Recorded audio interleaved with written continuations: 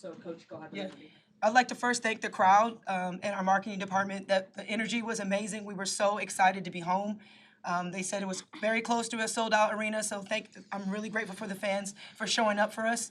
I'm really ecstatic for this group. We had a rough week, as everybody knows. We got back to work when we got home, and they were mentally tough. We had a couple really hard practices and film sessions, and they turned the page. They came out, they responded, and they responded with their defense.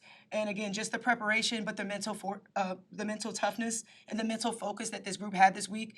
That's the result of them coming in and just getting back to work. So really proud of this team. And the toughness and the response that we gave today. Incredible performance. I mean, I got 4 people with foul trouble. We had 4 that in the 45 minutes, 40 minutes. So just gutsy plays. You know, they left it all on the floor. They played with their hearts. They played with passion and fire. They played for each other. And I'm just super grateful for this group. Hannah had a fantastic game, 30 points. Just led us with her energy, her defense, just being active on both ends of the floor. Sonia always just the solid, poised vet that she is, stepped up and made huge plays time after time.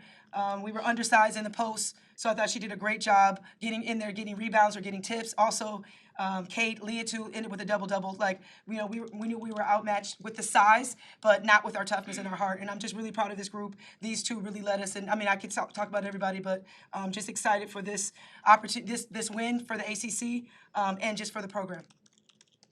Go ahead. Hannah, what is it about the bright lights or the big moment that you're always able to deliver? I think I'm just blessed. You know, God has just given me a talent, and you know, I just go out there. I have fun with it. I try and have fun every time I step on the court. Try not to make everything so serious, you know, because you know it's just a game. But you know, of course, I want to win.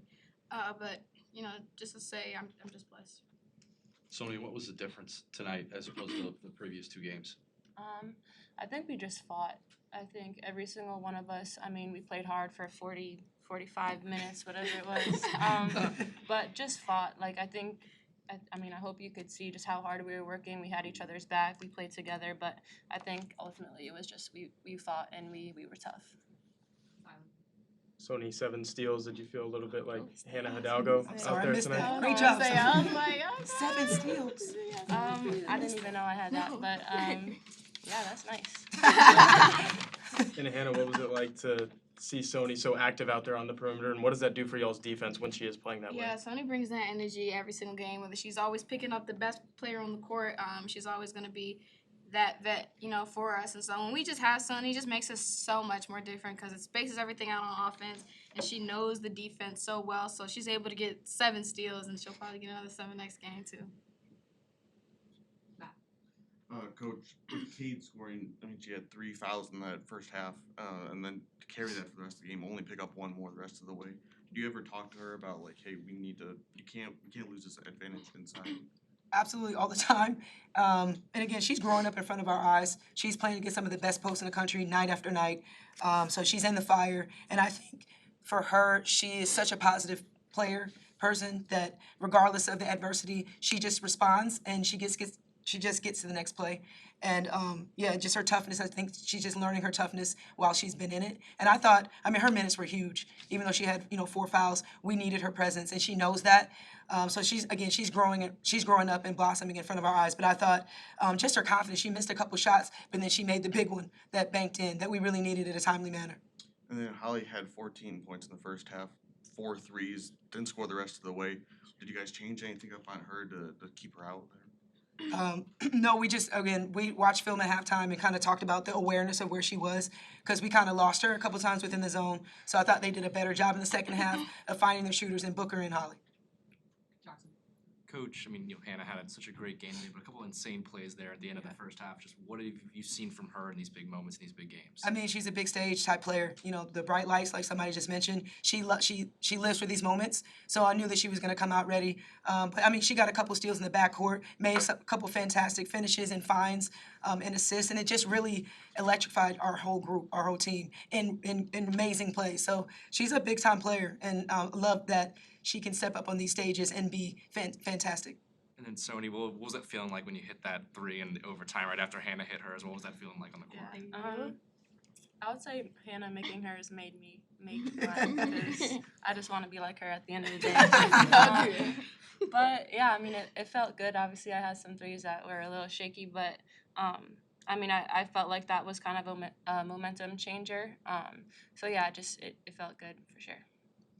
Coach, you talked about the work. Was it all on zone this week? Yeah, yes, majority of it was just And zone. how did they react to it and respond to it in practice? Was Our it smooth? team, they were great. They knew like this was gonna be the game plan. We gotta get great at it. We went back to fundamentals, broke it down, had to teach to a different part of the zone. So I thought they responded really well. They knew this week that we had to get back to work. You know, we had to focus on, like she mentioned, fighting. We had to focus on getting up and down, being very physical, and just being smarter defensively. And I thought they came in and they really did a great job of following the game plan. Coach, when is the last time you maybe heard the arena that loud, and how much did it help you all down the stretch? Yeah, I mean, probably like the NCAA rounds, last year, I feel like it was really, really loud. So again, that's why I opened up with just my gratitude for the fans. You know, they've shown up for us this season. Our marketing team, they're doing a fantastic job of, making sure that people are in the seats. And then they're not just here, they're loud. And we feed off of it. They really are six man. So we really feed off of their energy. So I'm really grateful. And overtime, being able to kind of run away with it, those back-to-back threes. I Yeah. mean, what did you talk about at the end of regulation to kind of ignite that fire? Yeah, I mean, I think just refocusing. We just talked about, all right, got 5 more minutes. You know, we got to fight for 5 more minutes. So they didn't focus on the last play, and they did that. We came out, got a big stop, and then came out and made 2 big threes in transition. But we got the stops that made us get out in transition. So just focusing on the next play. You know, we can't control what happened, but we have 5 minutes to do what we have to do, and they did it. Yeah, Sean and Luce, WSBT. How do you stay aggressive with the foul trouble that you guys ran into in the first half, and what was the message at halftime? Yeah, well, the message at halftime was definitely defending the three-point line. I think that was an area, transition defense and defending the three-point line. We gave them a lot of really wide-open looks that really hurt us. But yeah, so that was my message. Can you ask your second question? What was the second question? How do you stay aggressive despite the foul trouble? Yeah, I mean, that's hard. You know, basically, I kind of just talked to him about, like, you got to be there, but you can't, you have to be smart. So, unfortunately, we've had this situation. We've been in foul trouble a lot this season, so we got to learn from it, but I don't like them being tentative, but they understand that you have to be smart. So, you have to stay within the defensive concept, but you have to be smart when you can't use your hands. So, they did a good job of showing their hands and defending without fouling towards the end. But the goal is not to get in foul trouble. That's the goal. Thank you guys. Thank you, guys. Thanks. I heard you talking to her snapping. I was. Oh boy.